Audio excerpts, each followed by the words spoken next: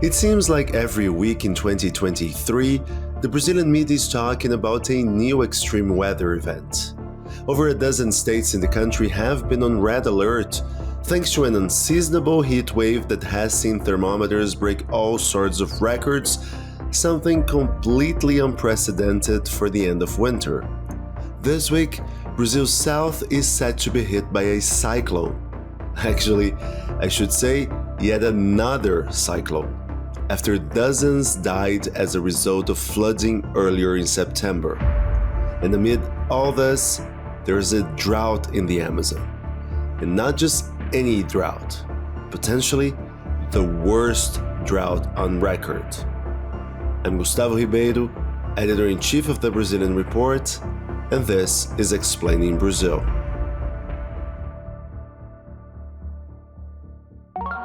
If you like Explaining Brazil, you should subscribe to the Brazilian Report, the journalistic engine behind this podcast. If you like Explaining Brazil, you should subscribe to the Brazilian Report, the journalistic engine behind this podcast. We are an independent organization funded by our subscribers, and you can help us stay independent and continue to produce award-winning journalism. And if you are already a subscriber, you can go the extra mile and join our Buy Me a Coffee fan page. In return, you get exclusive perks such as special newsletters and behind-the-scenes content, as well as a shout-out here on our podcast. And today I'd like to thank our Buy Me a Coffee members, Andrei Novoseltsev, Tom Nolan, Marta Martins, Ben Ludwig, Leslie Seal, Caroline Hubert, Mark Hillary, John Thomas III, Luis Hens, Erwan Manaus, Orlando Black, Steve Knapp, Aaron Berger, James Coney, Kars Fresvik, Alasdair Townsend, Peter Abrahamson, Jim Awofadeju, Michael Fryer, Miller Renascido, David Dixon, Jose Jose Stankovic, Emerging Market Muser, Yarden Iftah, Tanika Thompson, Anderson da Silva, Kat Kramer, Peter Suffering, Anna Land, and someone who chose to remain anonymous. And our Buy Me a Coffee members come from all over the world, so please, if we are butchering the pronunciation of your name, do send us an email. And if you too believe in the importance of independent journalism, and if you want to hear your name on our podcast, go to buymeacoffee.com/Brazilian Report to subscribe to one of the membership levels. Click on buymeacoffee.com/Brazilian Report to learn more.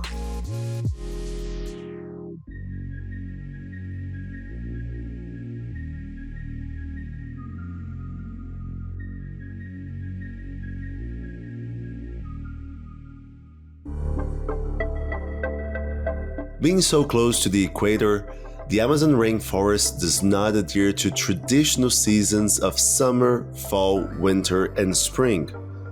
Instead, there is a wet season and a dry season.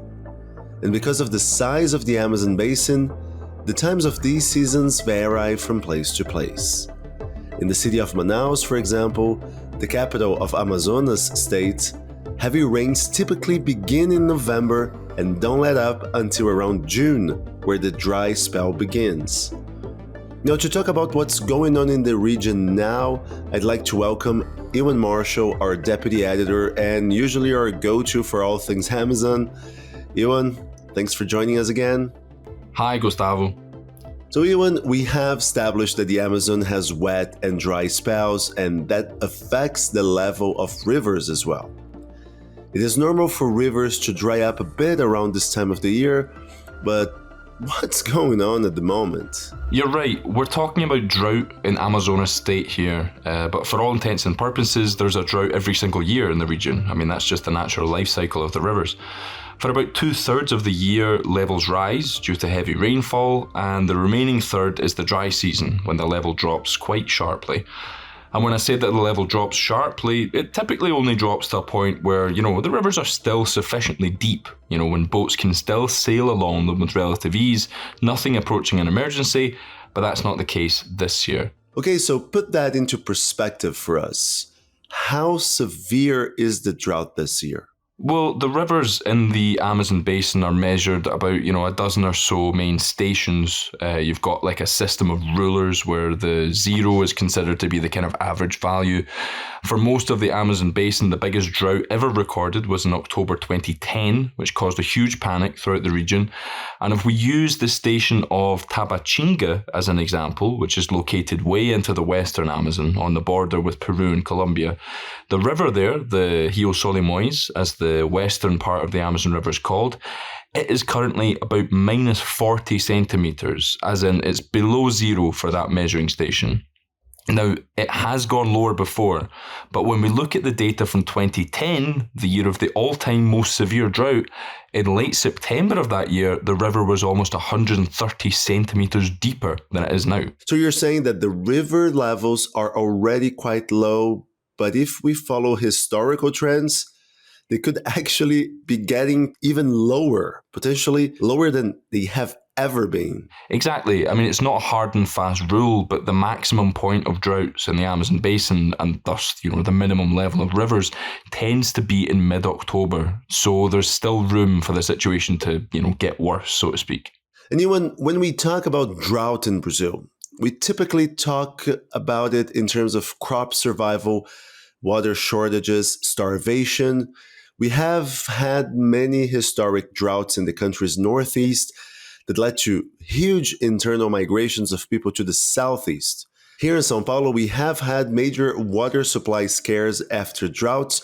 And last year in the south, there was a particularly tough drought that had major impact on agribusiness. When we talk about drought in the Amazon basin, what does that entail? Well, it's a whole different beast, because while extreme drought comes with the same problems that you've just mentioned, there's another even bigger issue to bear in mind in the Amazon, and that's the region's reliance on its rivers being sailable. Because, to put this into perspective, the state of Amazonas is huge. If it were its own country, it would be the world's 18th largest. But for a space that large, it only has 3 federal highways and only a couple of dozen state roads, and many of which aren't actually fully paved. So the region's rivers are its actual road network. That's how people get around. That's how people get supplies. That's how the whole region functions. And if you look at a map of the state, all of its halfway important municipalities are on the banks of a river. The only exception I can think of is Apuí, which sits right on the Trans-Amazonian Highway, and it was only created at the time that the road was built. The rest of them are all completely reliant on rivers. So what happens when the river gets too low? I think I can imagine, but what kind of negative effects have shown up over the last month? Well, if the river level gets too low, larger boats can't navigate it. And as I said, these regions are reliant on rivers, so that includes passenger boats, the boats that supply supermarkets, boats with feed for livestock, floating health centres, floating banks, fuel ships, all sorts of different types of vessels, and all with important uses. When the water level is low, they can't sail. So then the alternative is to use smaller boats. But imagine that. Imagine you supply the groceries for supermarkets in a city that's only accessible by river. That's a lot of merchandise, so you'll probably be used to making that trip with a pretty big boat. And when you can't use a big boat, you're going to have to split up your cargo into small portions and transport it on small little vessels. So instead of making one big trip and paying for one crew, you're making lots of small trips and paying lots of sailors. And by the time your products reach the supermarkets, you're going to have to charge a hell of a lot more for them. And not only that, this whole process takes so much longer. So, perishable items like fruit, veg, dairy, meat, all that all runs the risk of spoiling before consumers even get a chance to buy it. Right. And how bad is it this year? Well, we've already seen plenty of examples of extreme climate events around Brazil this year, and an exceptional drought in Amazonas is linked to that too, with climate changes making these extremes more and more common.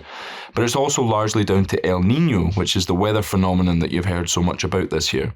Okay, pretend we have never heard of El Nino before.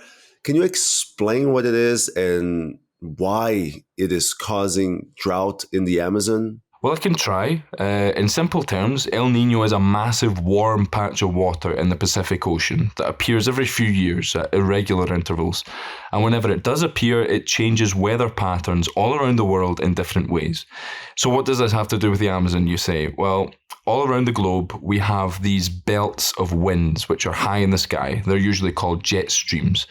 These jet streams are quite predictable and they guide the normal weather patterns. They determine where storms and rainfall are going to occur. Now, during El Nino, if you remember, we have this patch of abnormally warm water in the Pacific Ocean. Now, this releases heat into the atmosphere and it can mess with these jet streams, sending them off in different directions. So that means that places that usually get little rain can end up getting lots of rain, and places that rely on rainfall, like the Brazilian Amazon, can end up being left without. And a great example of just how much El Nino can mess with rainfall is that August saw higher than average rainfall in the Amazon, but the damage for this drought was done because of the hardly any rain that came in June and July, and in this month too, there's a lot less than expected. El Nino is not the only one to blame though, right? Is human interference making this process worse? Oh yeah, undoubtedly. I mean, there's nothing conclusive yet to say that human interference is making the effects of El Nino more or less intense, but studies have shown a pretty close relationship between the increased rates of deforestation and decreased rainfall. As you mentioned earlier, the state of Amazonas is a huge area, the size of Venezuela. So where exactly are we talking about? What parts of the state are being most affected? So there are a total of 62 municipalities in Amazonas state. 4 have declared a state of emergency, 15 are on a state of high alert, and another 13 are in a state of attention, is what they call it. So, I mean, we're looking at about half the state. But the Amazonas Civil Defence told me that they expect all but 2 of the state's municipalities to be in a full state of emergency by mid-October. And of the 4 municipalities already under a state of emergency, I reached out to officials in Benjamin Constant, which is just across the river from Tabatinga, which I mentioned earlier. That's all the way to the west of the Brazilian Amazon. And they're pretty adamant that they've never seen such a severe drought, and they're worried about it getting worse. What kind of problems it is causing there? Well, Benjamin Constant is a great example of a city that could really bear the full brunt of a severe drought. It's home to about 45,000 people, so it's not tiny. And besides the Solimões and Javari rivers that flow by it, its only connection to the outside world is a dirt road to the neighbouring town of Atalaia do Norte, which is even more isolated than Benjamin Constant. So it really does rely heavily on the city of Tabatinga, which is only about 15 kilometres away, but with the rivers at dangerously low levels, it's basically just been completely cut off.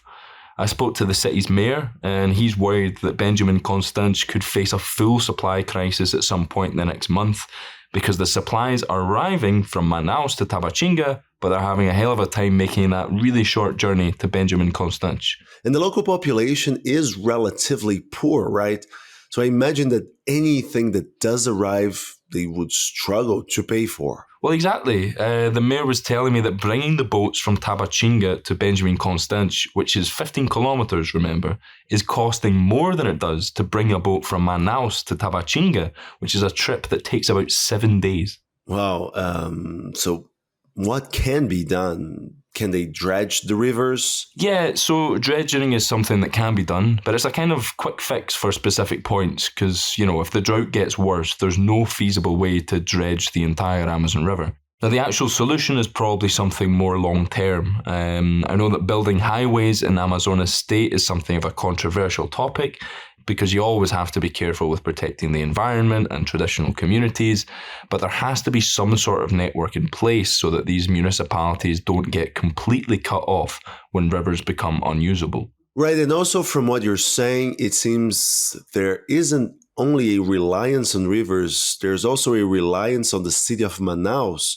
Why should it take 7 days for its ship to transport goods within the same state?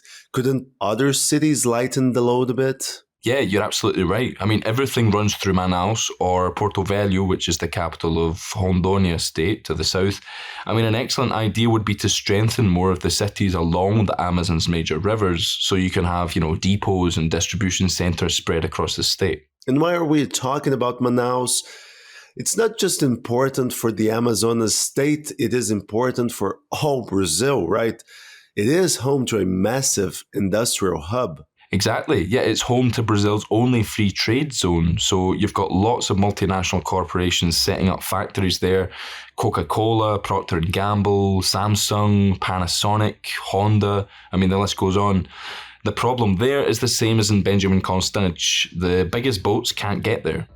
Because in normal times, a ship would arrive in Manaus with 3,000 containers, all full to the brim. At the moment, they're arriving with only 300. And last week, we saw LG send its employees in Manaus on leave because they no longer have enough inputs to keep production lines going. And lots of these big companies will typically only have stocks for about 15 to 30 days. So if this drought does get worse, as expected, you can then expect a lot more factories to follow suit. Yeah, and I've got a feeling we have definitely not heard the last of this story. Euan, thanks for breaking it down for us, and hope to talk to you soon. Thanks, Gustavo. And you're right, listeners should definitely check out Brazilian Report to keep up with all the developments over what is set to be a testing next few weeks. And if you like Explaining Brazil, please give us a 5-star rating wherever you get your podcasts. It takes only a second, and it will help us reach a wider audience. Or better yet, subscribe to the Brazilian Report, the journalistic engine behind this podcast. We have a subscription-based business model, and your memberships fuel our journalism and keep us going and growing. Thanks to our subscribers, we have been able to cover Brazil and Latin America extensively, and our work has won and been shortlisted for several international journalism awards.